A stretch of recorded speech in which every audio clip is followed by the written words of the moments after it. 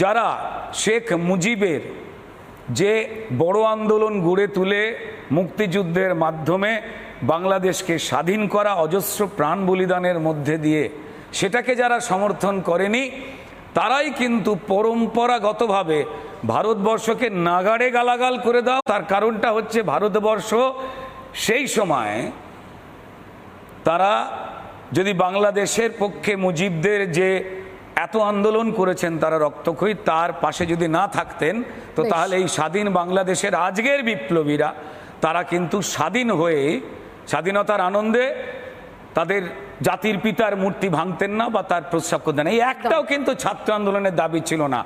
কট্টর মৌলবাদী রাজনৈতিক দল তারা যে যে ভাষায় কথা বলতে চায় সেই ভাষায় কথা বলা হয়েছে। অন্তর্বর্তী সরকারে পরিষ্কার এখন ডক্টর ইউনূস এসেছেন,